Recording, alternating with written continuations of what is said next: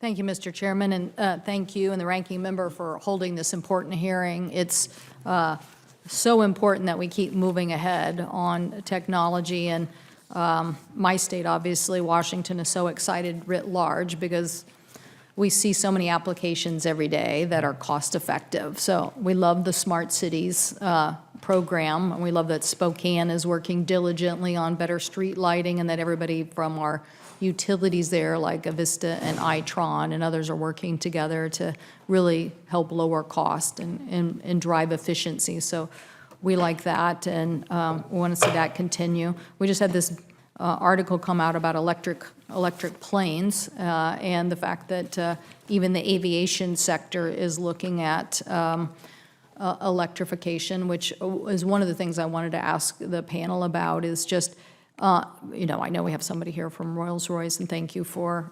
that focus on the maritime sector, because we have to drive efficiencies into the maritime sector as well. And there are some good security systems that people are working on to make sure that those protections are, nobody can override your system or make it more cyber secure.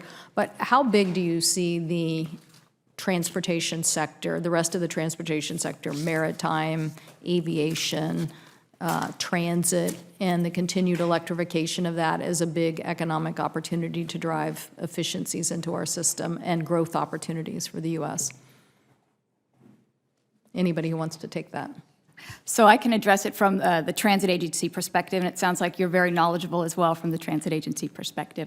When really autonomous vehicles and electric vehicles have become synonymous pretty much. We know that electric vehicles will be the autonomous vehicles. It's much, the computer can control an electrically powered system much better than through a fossil fuel type system.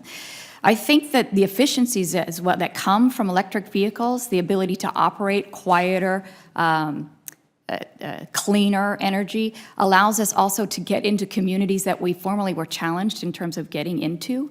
A lot of communities don't want to embrace public transit. It is loud. It does create noise. When you have an electric vehicle, you create an environment that is very friendly towards neighborhoods. And so we look forward to eventually adopting more electric vehicles. Right now in Las Vegas, the environment and the amount of hours that we demand out of our vehicles has precluded us from being able to migrate towards electric vehicles. They still have a bit of maturation to do before we'll be able to do that. So I am a Marine guy, so I know a little bit about the Aero as far as electric work we're doing. But from the Marine side, we currently have our autonomous auto crossing technology being employed on zero emission, full electric ferries in the Nordic countries for going across fjords, improving efficiency of those ferries so that way they can get the longest life out of their battery power and without having to have anything. And we also just started up a full new battery electric system for ships to improve efficiency on it.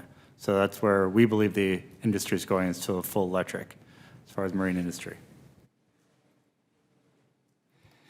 I just wanted to add that when we design the Hyperloop system, we are designing it to be fully electric with zero direct emissions.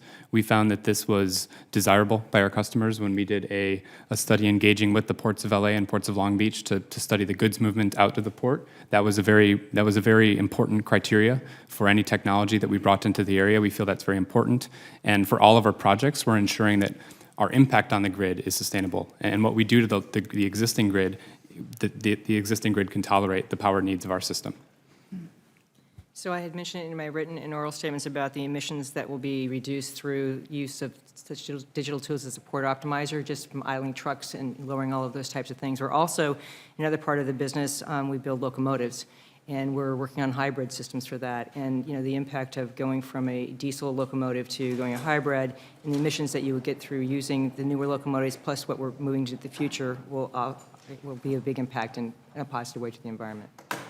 Well, I thank all of you for your answer, Mr. Chairman, and thank you for the hearing. I don't know what our intent as a committee is after this, but I just think that the government needs to harness the information age as well. And what you just discussed are a lot of applications where we help cities or regions do that, and by making these investments, drive down the cost of delivering services.